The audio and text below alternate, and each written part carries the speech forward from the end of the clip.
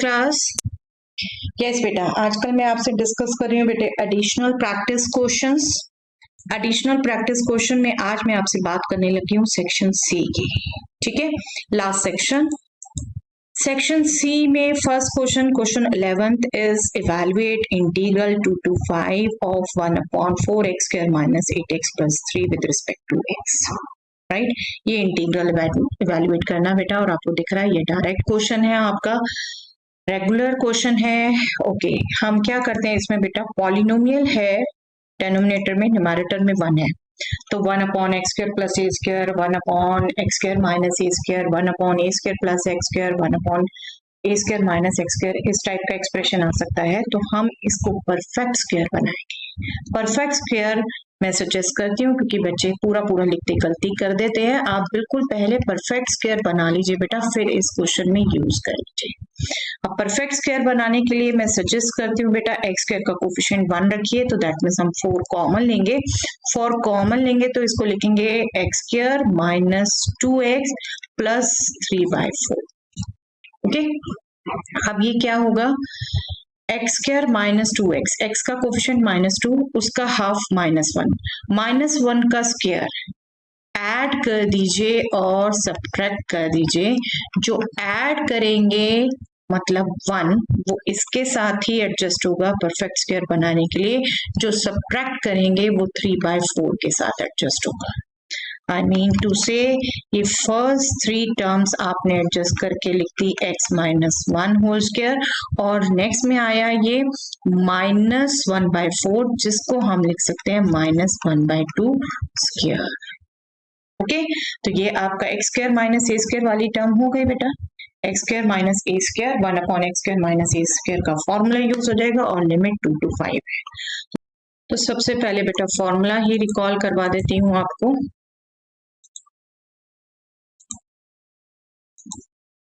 फॉर्मूलों के लिए बिल्कुल मैं बेटा डिस्क्रिप्शन बॉक्स में एक आपको क्विज लिंक दूंगी।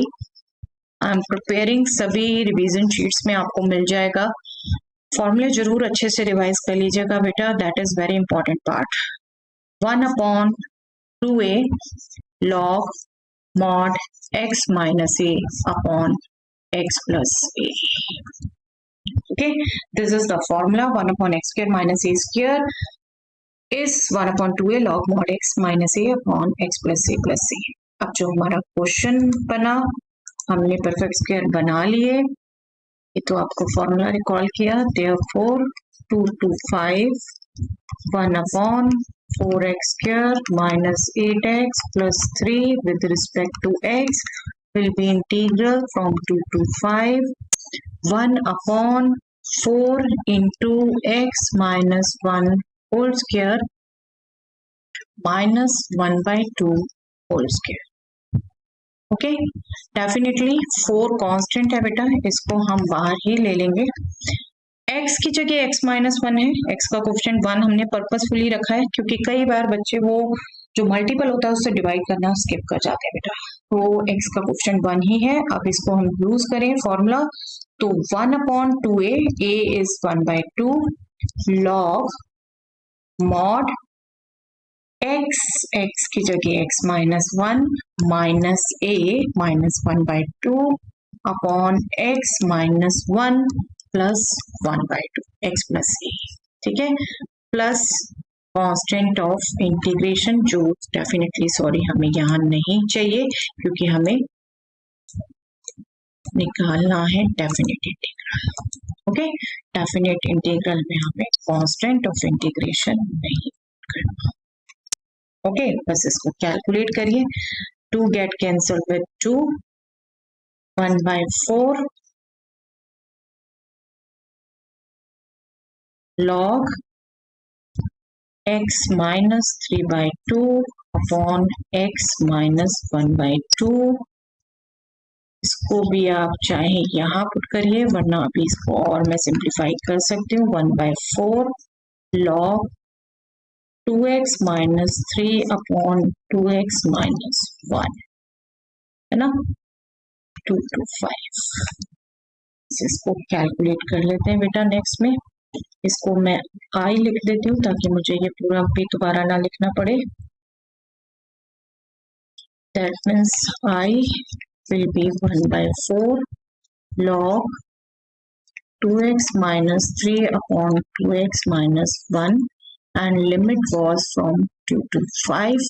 तो पहले अपर लिमिट पुट करेंगे 1/4 में बाहर ही ले लेती हूँ log 2 into 5 minus 3 that means 7, 2 into 5 minus 1 that means 9 minus log 2 into 2 4 minus 3 that means 1, 2 into 2 4 minus 1 that means 3.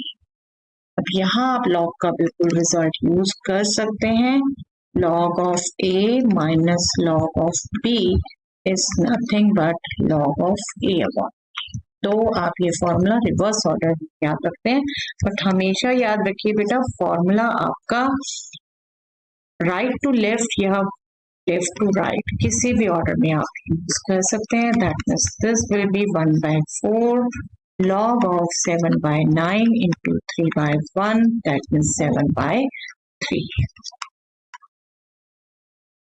I know बेटा इनमें से बहुत से स्टेप आप मेंटली करके स्किप कर सकते हैं. बार बार कहती हूँ मेरी आदत आपको हर स्टेप बताने की है ताकि हर लेवल का बच्चा समझ सके. अगर खुद करके यहाँ से चेक कर रहा है तो अपनी गलती भी रीचेक कर सके. ओके चलिए रेगुलर क्वेश्चन था ये. तो next question shown below is it parabola. This is the parabola. Find the area of the shaded reason. Shaded region दिख रहा है बेटा आपको क्लियर कट. अब देख रहे हैं बेटा फिगर में एक डिफरेंस आपको जनरली जो शेडेड एरिया देखा होता है या तो ऊपर का ही होता है या नीचे का भी होता है तो सेम होता है ताकि आप ट्वाइस कर दें. तो यहाँ भी थोड़ा सा क्वेश्चन में ट्विस्ट आ गया. आपको पता होना चाहिए कि कितने पोर्शन में आपको डबल करना है, कितने पोर्शन में आपने अलग लेना है, या बिल्कुल हाँ ऊपर और नीचे भी टोटली अलग ले सकते हैं, है ना. अच्छा ये शेडेड एरिया निकालना है. Show your steps. वो तो इसके पेपर के हर क्वेश्चन में लिखा है बेटा. Take √2 as 1.4, √3 as 1.7. Yes do careful. जब भी ऐसा कहा है तो बिल्कुल डेसिमल में आंसर दीजिए निकाल के. चलिए y स्क्वायर दे रखा है x दैट मीन्स y हो गया √x. अब एरिया आप प्रॉपर अंडरस्टैंड करें बेटा. बिल्कुल क्लियर कट फिगर में दे रखा है ये 0 से 2, 2 से 4 दैट मीन्स ये क्या हो गए, ये हो गई वैल्यू 3. ठीक है ये 3 है. तो 0 से 2 अगर आप एरिया ले रहे हैं सिमेट्रिक होने के कारण आप ट्वाइस कर सकते हो. 2 to 3 उसमें ऐड कर सकते हो. ओके मैं लिखती हूँ साथ साथ रिक्वायर्ड एरिया. चलिए पहले मैं वो लिखती हूँ जो मैं कैलकुलेट नहीं करने वाली हूँ बट आपको समझा देने वाली हूँ. मैं दोनों एरिया कैलकुलेट मैं यही करूंगी ट्वाइस. रिक्वायर्ड एरिया चलिए एक हो सकता है बेटे आप न्यूमैरेटर का एरिया लिख रहे हैं 0 to 3 y स्क्वायर क्योंकि x है बेटा तो y आपका डेफिनेटली आने वाला है √x. ठीक है 0 to 3 √x dx. ये तो आपका हो गया एरिया. ये A1 ठीक है. A2 ये एरिया. इसके लिए जब आप करेंगे तो आप मॉडुलस लेंगे. Modulus 0 to 2 √x dx. लेकिन अब ये जो ब्रांच है y की वो -√x है ना. ये ध्यान रखना होता है आपने. ये ध्यान रखना होता है. मॉडुलस लिया हमने इसीलिए लिया क्योंकि यहाँ जो ये ब्रांच ली हमने ये -√x है. ओके बट बेटर क्या रहेगा मैं ये आपको बिल्कुल समझा दिया कि आप ऐसे लिख सकते हैं बट इसमें सबसे ज्यादा गलतियां करते हैं बच्चे कि मॉडुलस स्किप हो जाता है. तो बेटर यही रहेगा बेटा 0 to 2 आप सिंपल अबव वाले का ही लीजिए √x ट्वाइस कर दीजिए. ये मैं ओके डिफरेंट शेड से दिखा देती हूँ. यहां से ये जो एरिया है ये हमने लिया एरिया. ये इस ऊपर वाले एरिया का ट्वाइस हो गया है ना कंप्लीट एरिया. और फिर ये सेकंड एरिया ले लेते हैं. हम सेकंड एरिया के लिए हम यहाँ से यहाँ ये जो पोर्शन लेंगे ये 2 to 3 ले लेंगे और √x का ही लेंगे. राइट आई थिंक आपको भी ये बेटर लगेगा. मेरी जनरल ऑब्जर्वेशन है बेटा, जहां भी बहुत रेयर आते हैं, नो डाउट नीचे वाला एरिया पेपर में बहुत कम आया हुआ अभी तक सामने, बट आया हुआ है एक दो बार बेटा मेरे अभी तक के कैरियर में सामने भी, लेकिन बच्चे वो मॉडुलस करना भूल जाते हैं। तो आई सजेस्ट कि आप उसको स्किप ही करो, आप अपने माइंड में वही रखो जो रेगुलर करते आ रहे हैं। सिमेट्रिक एरिया हम ऑब्जर्व कर रहे हैं, सिर्फ 0 से 2 वाला था, तो हमने इतने पोर्शन का ट्वाइस कर दिया और 2 to 3 हमने सेपरेट ले लिया। ओके, कोई मॉडुलस की जरूरत ही नहीं पड़ी। ओके, बस इसको कैलकुलेट कर लीजिए बेटा। चलिए इसको कैलकुलेट करते हैं हम नेक्स्ट पेज पर। रूट एक्स था पहला 0 to 2, सेकेंड 2 to 3, तो रूट एक्स का इंटीग्रल सीधा आपको ध्यान रहता है बेटा एक्स पावर हाफ का integral x power 3/2 into reciprocal of 3/2 2/3। Okay, ये हो गया 0 to 2 प्लस नेक्स्ट में भी इंटीग्रल वही आ रहा है, बट यहाँ लिमिट्स क्या है 2 to 3, और ये ट्वाइस नहीं भूलिएगा बेटा, ठीक है। नेक्स्ट पेज पे हमेशा मूव करते हुए अपना ध्यान रखिए। ये 4/3 मैं कांस्टेंट बाहर ले लेती हूँ, अपर लिमिट रखी 2 पहले, फिर लोअर लिमिट रखी 0, और यहाँ मैं 2/3 बाहर ले लेती हूँ, अपर लिमिट रखी पहले 3, फिर लोअर लिमिट रखी 2। ओके, दिस विल बी, ये हो जाएगा हमारा 2√2। ओके, और ये हो जाएगा हमारा 3√3 माइनस 2√2। अब आप देख रहे हैं √2 वाले आपकी टर्म्स बन जाएंगी आइडेंटिकल, उनको आप सिंप्लीफाई कर सकते हैं आपस में। 8/3 माइनस 4/3 विल बी 4/3√2 प्लस 2√3। अगर आपको ध्यान हो बेटा तो हमें डेसिमल में कहा था, डेसिमल में हम पुट कर देते हैं 1.4 और इसको 1.7, 1 डेसिमल तक ही कहा गया था। ओके, अगर इसे देखेंगे 5.6 divided by 3 and this will B approximately 3.4, और चलिए ये भी एग्जैक्ट नहीं निकलेगा लेकिन अप्रोक्सीमेटली लिख सकते हैं हम इसे 3.12639 के अप्रॉक्स आएगा plus 3.4, that means this will B 5.3 square units approximately. Okay, तो जब आपको बिल्कुल पुट करके कहा है एग्जैक्ट वैल्यू तो एग्जैक्ट उसी में कैलकुलेट करिए बेटा। गुड क्वेश्चन टू अंडरस्टैंड बेटा। यस, इसकी ऑप्शन में है ये दूसरा question. Shown below is the graph of f(x) equal to 2x square in the first quadrant. Yes, this is the graph. Find the area of the shaded region. अब यहाँ देख रहा है बेटा, ये x एक्सिस, ये y एक्सिस, पैराबोला है symmetric about y axis, और पैराबोला के भी अगर विद रिस्पेक्ट टू y लें, आपको समझाया हुआ बेटा दोनों के विद रिस्पेक्ट लेते हैं तो ये पूरा एरिया होता है ना, ये एरिया इसमें से हटा रखा है ना, ये भी डिफरेंट फिगर जो आपने आज तक अभी तक नहीं किए क्वेश्चन। गुड क्वेश्चन, मैं बहुत लाइक कर रही हूँ बेटा इस पेपर को। Find the area of the shaded region, show your step, और आपको need not evaluate the square roots, square roots को इवेलुएट करने की जरूरत नहीं है, मतलब डेसिमल में देने की जरूरत नहीं है यहाँ, बट आप डेफिनेटली एक चीज ध्यान रखो बेटा, आप यहां से यहां तक एरिया बिल्कुल ले सकते हो, और आप यूनिट भी देखो 2, 4 और ये आपकी दो का गैप भी चल रहा है बेटे, तो ये डेफिनेटली आपका 5 है, ठीक है, 5 है यहाँ पर वैल्यू आपकी बिल्कुल 0 to 5 आप रीड कर सकते हो, बट ये एरिया, और इसको लाइन से निकालने की जरूरत नहीं है बेटा आपको, ये no doubt line x equal to 1 है, आप चाहो लाइन से भी निकालो, अदरवाइज रेक्टेंगल है, इसकी 1 यूनिट विड्थ है और ये आपका हो गया 3 यूनिट लेंथ है, तो आप रेक्टेंगल का एरिया सब्ट्रैक्ट कर सकते हो, आप इस फिगर में बिल्कुल इसे ले सकते हो A B C D, तो पैराबोला के अंडर लेकिन with respect to y area पूरा आएगा 0 to 5, बट ये रेक्टेंगल का सब्ट्रैक्ट होगा, ठीक है। चलिए रिक्वायर्ड एरिया आपके एक ही ट्रेंडी क्वेश्चन आते रहते हैं ना बेटा, लर्निंग बहुत कम होती है, लर्निंग बहुत कम होती है। यहाँ होगा 0 to 5 x dy और x आप यहाँ देखो y is equal to 2x square है, तो यहाँ पर x होगा y अपॉन 2 का square root of y upon 2 with respect to y minus area of rectangle ABCD। मैं आपको उस के चक्कर में नहीं फंसा रही, एक्सेस को 2 के अंडर फ्रॉम 2 to 5, अदरवाइज बिल्कुल इसे आप x is equal to 1 that means 1 dy फ्रॉम 2 to 5 ये भी बिल्कुल लिख सकते हो बेटा। ये लाइन आपकी x इक्वल टू 1 है। आई होप आप मेरी बात समझ पा रहे हैं, ठीक है। बट आई विल सजेस्ट आप रेक्टेंगल से करिए, कोई हार्ड एंड फास्ट नहीं है, रेक्टेंगल में आपको clear cut width and length दिख रही है।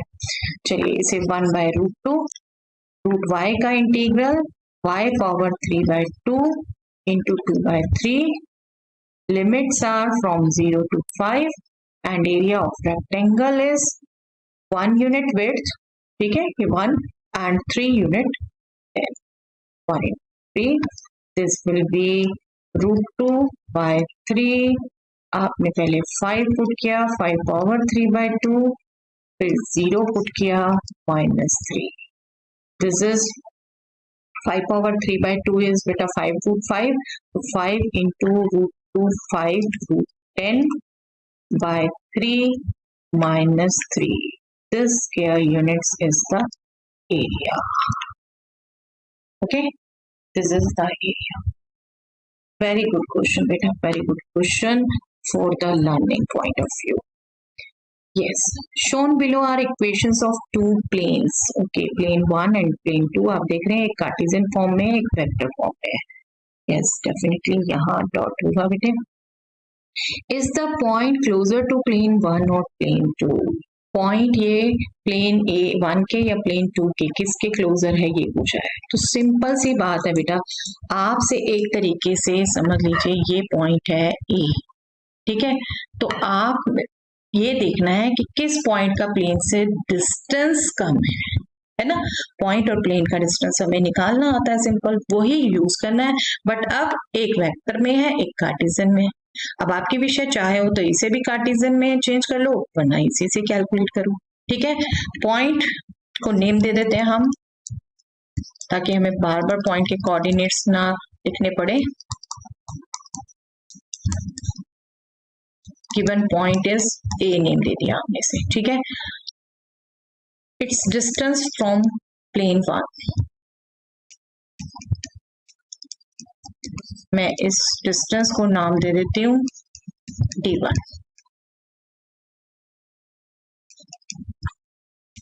क्या करते हैं बेटा हम, सिंपली ये इक्वेशन है, इसमें हमने इसके कोऑर्डिनेट्स पुट करने हैं, -6 -2 -3 -3 -2 -1 -12 पूरी इक्वेशन में, ठीक है। डिवाइडेड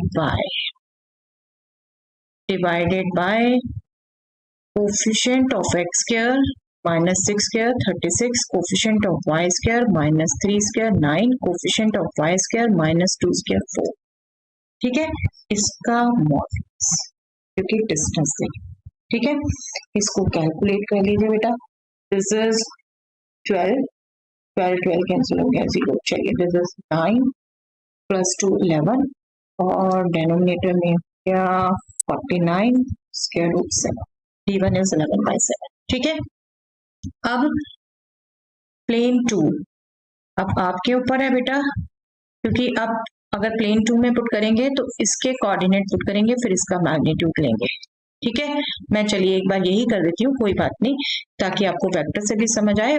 अदरवाइज आप इसे वेक्टर से कार्टेशियन में, जो मैं लिख देती हूँ फटाफट, उससे करना चाहो तो बिल्कुल आप देख सकते हो, इससे करके भी, ठीक है। कार्टेशियन में आप इसे ये लिख सकते हो, बट मैं अभी वेक्टर से ही बता रही हूँ आपको, क्योंकि हर कंडीशन से आपको करना आना चाहिए। जो कंसेप्ट सीखा है थॉरली करो बेटा, ये आपको बार बार कहती हूँ।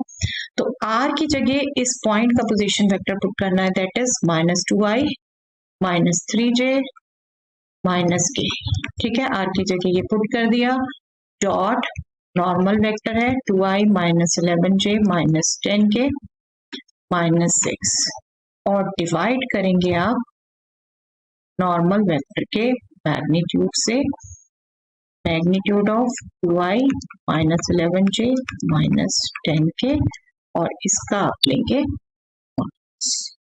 ठीक है, इसको कैलकुलेट कर लेते हैं बेटा। दिस इज -4, कंपोनेंट वाइज आप मल्टीप्लाई करते हैं, this is 33, this is 10 minus 6.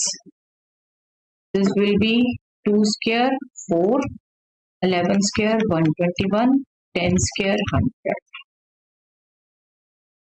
Modulus of this definitely this is 33 and ये आ गया आपका बेटा 125 225 225 15 इसका स्क्वायर रूट क्या 33 बाय 15। मॉडुलस लेने की जरूरत नहीं है, ऑलरेडी इसी में है, पॉजिटिव है, इसको आपको डेसिमल में निकालना पड़ेगा डेफिनेटली दोनों को। देखिए this will B approximately 1.57 and this will be approximately 2.2, right. तो क्लोजर पूछा था बेटे, क्लोजर इसका डिस्टेंस कम हुआ, clearly D1 is less than D2 बेटा, that means plane 1 is closer, okay. तो बस इसे लिख देते हैं clearly, D1 is less than D2, therefore plane 1 is closer to the point, okay। चलिए next, yes, case based question beta, read the information given below and answer the questions that follow. For an audition of a reality singing competition, interested candidates were asked to apply under one of the two musical genres, folk or classical, ठीक है, and under one of the two age categories below 18 or 18 above, okay.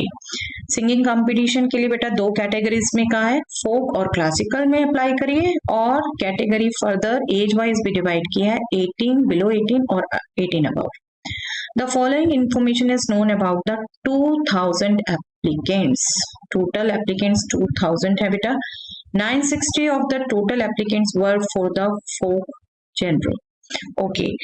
लिखते जाते हैं बेटा, फोक and classical total 2000 है बेटा, ठीक है। 960 ने फोक के लिए अप्लाई किया है, तो डेफिनेटली रिमेनिंग दैट मींस 1040 ने क्लासिकल के लिए अप्लाई किया है, okay. 192 of the folk applications were for the below 18 categories, okay, okay, below 18 above 18, ये भी लिख लेते हैं बेटा। 192 ने फोक बिलो 18 किया है, 104 of the classical applications were for the 18 and above, okay. Classical में से 104 अबव 18 के लिए है, ठीक है। डाटा आपका समझना बहुत जरूरी है बेटा, अच्छे से समझते जाइए। 2000 टोटल एप्लीकेंट्स थे, 960 फोक एप्लीकेशंस थी, दैट मींस रिमेनिंग क्लासिकल होंगी, तो वो 1040 हो गई। 192 of folk applications are below 18, ठीक है, तो ओके, अबव 18 क्या हो जाएंगी remaining, 960 minus 192, that means this will be 8 and 6 and 7, okay।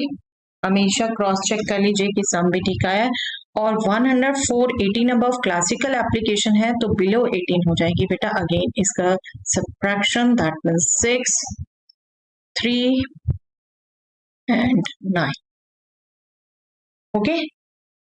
तो ये आपको डाटा दे रखा है, I hope data is clear. चलिए क्वेश्चन क्या है, what is the probability that an application selected at random is for the 18 and above category provided it is under the classical genre, yes, okay.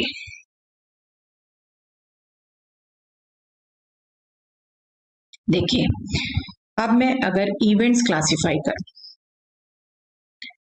मैं कहती हूँ 2 activities हो रही है, चलिए समझ लिए बेटा। फोक और क्लासिकल के लिए एप्लीकेशन आ रही है पहली एक्टिविटी, फिर उनमें भी फर्दर बिलो 18 अबव 18 ये कैटेगरी आ रही है। मैं इवेंट्स अगर चलिए मान लेती हूँ, फोक एप्लीकेशन देने वाले सेट F, क्लासिकल एप्लीकेशन देने वाले C, ठीक है। बिलो 18 उसमें से होने वाले A, अबव 18 होने वाले B, ओके। तो फोक एंड क्लासिकल ये पार्टीशन बनाएगी, A एंड B ये भी पार्टीशन बनाएगी, क्योंकि 2 बेस पे कैटेगरीज डिवाइड हो रही है, ठीक है। Folk and classical, below 18 and above 18, 18 and above उसको B में है, ठीक है। अब आपको कहा क्या है, what is the probability that an application selected at random is for the 18 and above category, 18 and above हमने दे दिया B को, provided it is under the classical generation, that means given C, B given C बेटा, B given C, that means second event को हम B माने अगर, given first event की outcome C, understand? That means 18 and above category provided it is classical, तो आपके required probability लिख देती हूँ मैं सीधा, ये 2 मार्क्स के होने वाले हैं बेटा। आप इवेंट्स बिल्कुल लिख दीजिए बेटा, स्टार्टिंग में जहां पर ये लिखा आप FCAB मेंशन कर दीजिए यहाँ पर, let the events, I am not writing here properly, जो मैंने आपको ये बोला, F an application is for folk, C an application is for classical, A an application is for below 18, B an application is above 18. That means अब जो question में है वो हमें B given C कैलकुलेट करना है, that means probability B given C।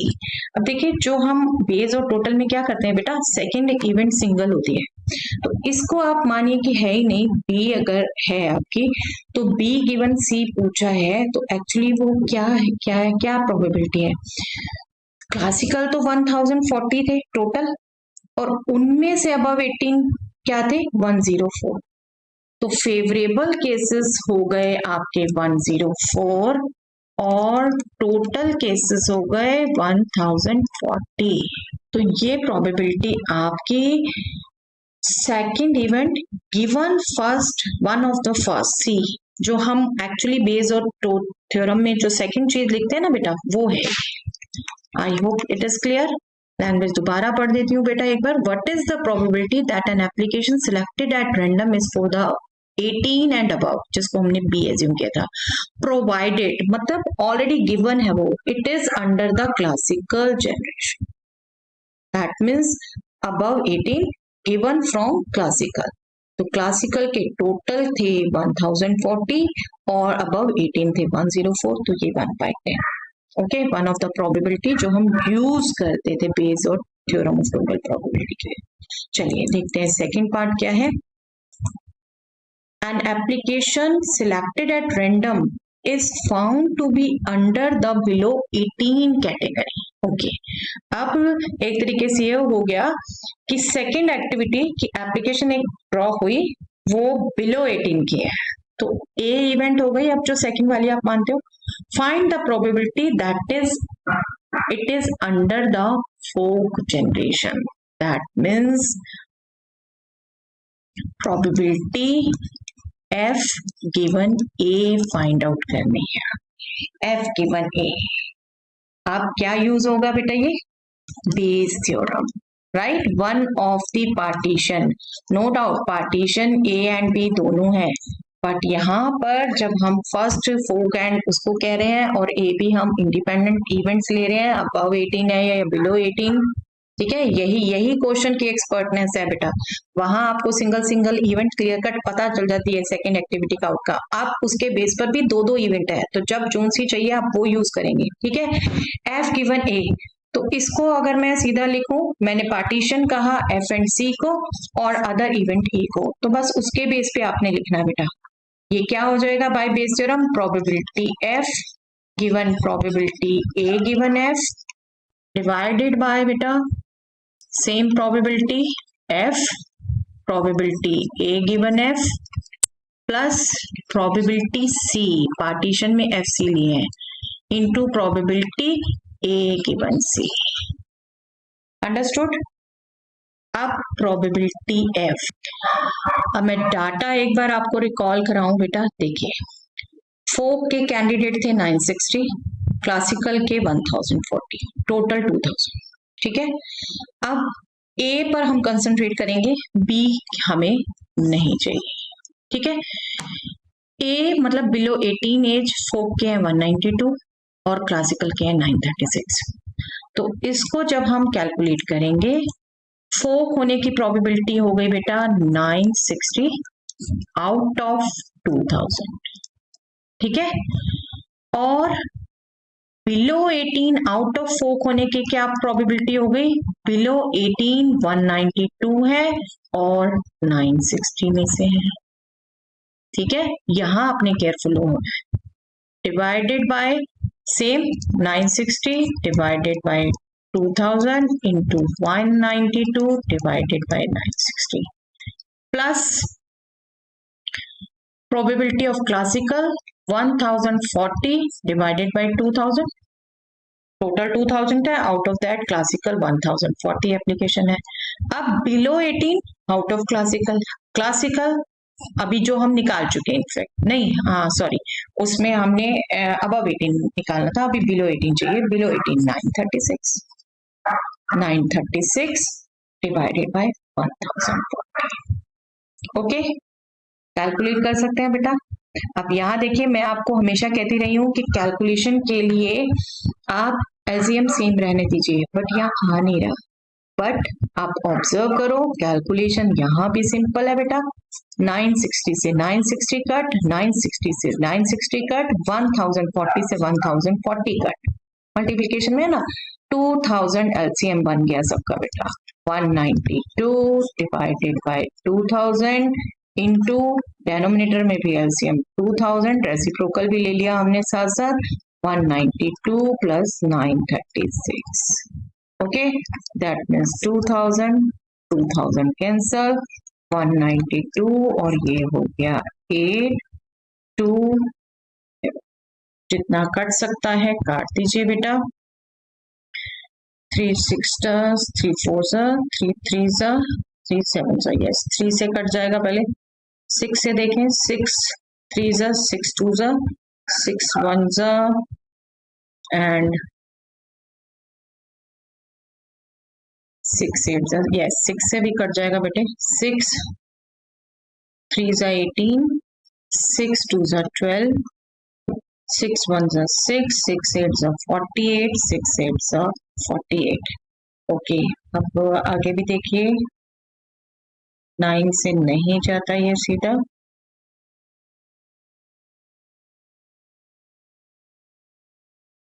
4 से कर जाता है, 4 8 32, 4 4 16, 4 7 28, yes 8 by 47 is the probability। Okay,